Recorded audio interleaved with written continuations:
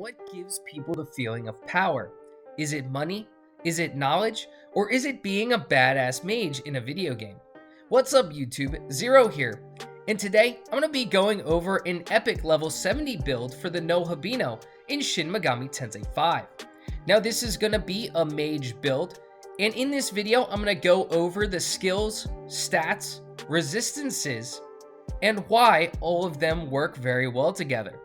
I'm also going to go over the miracles that I have on this build, and some of which you're going to need for this build to be amazing.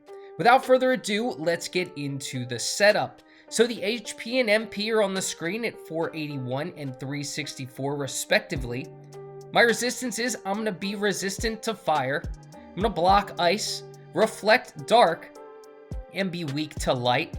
Stats, strength is at 51, vitality is at 47, magic and agility are both at 81, so that's going to be the bread and butter of this build, and luck is going to be at 51. Now for the skills, the first skill is going to be energy drain, which is a weak almighty HP MP drain to one foe, divine arrowfall, which is a heavy almighty attack to all foes, Zambarian, which is a severe force attack to one foe, Hamabarian, a severe light attack to one foe, and of course a chance of insta-killing. Mazobarian, which is a severe electric attack to all foes. Almighty Pleroma, which is going to increase the attack damage of our almighty skills. Force Pleroma, which is going to increase our force attack. And then High Restore MP Recovery when you strike a foe's weakness or land a critical hit. So now that we've gone over the setup, let's get into the miracles of this build, and then talk more about why this build is absolutely epic for being around that level 70 mark. So first is knowledge of tools, which allows your demons to use items during the battle. This is a pretty good miracle to have, even though it's not going to affect the build.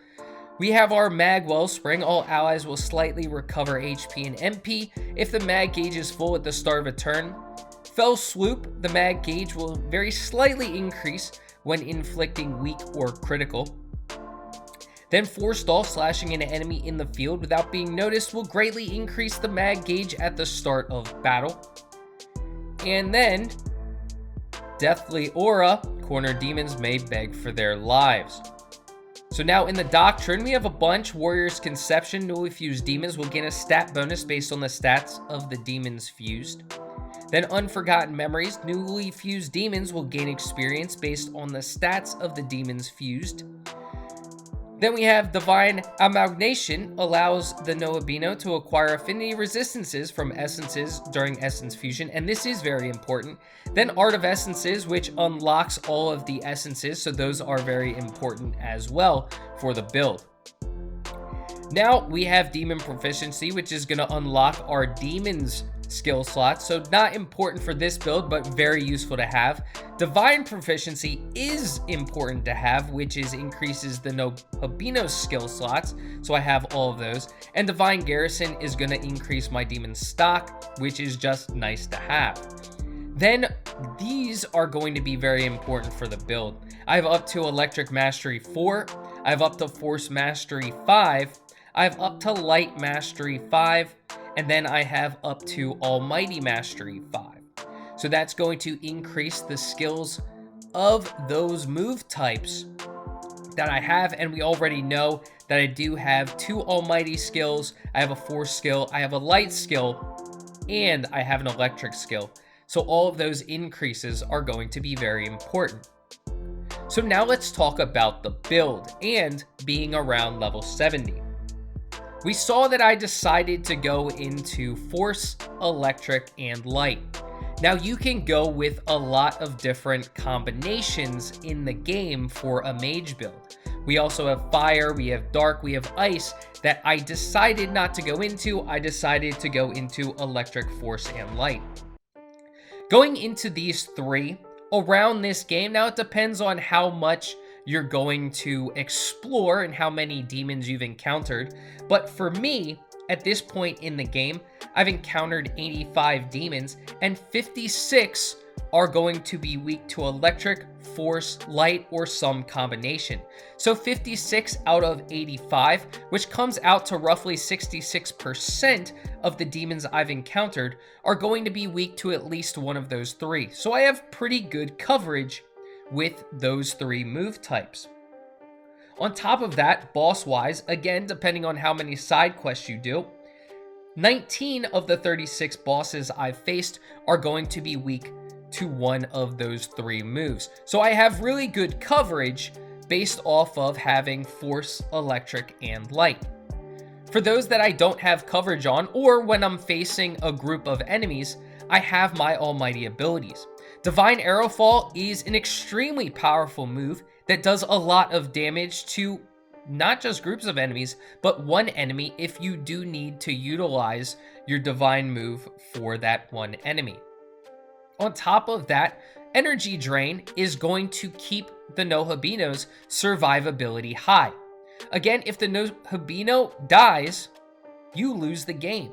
So you want to make sure that with Energy Drain, you're keeping your HP as high as possible. I haven't invested anything into Vitality, so Energy Drain is going to be the best way to keep the Nahobino alive. It's also going to be a great way of keeping the MP high as well, because we're going to be constantly using our MP with our magic type moves. Increasing our almighty abilities with Almighty Pleroma is really important.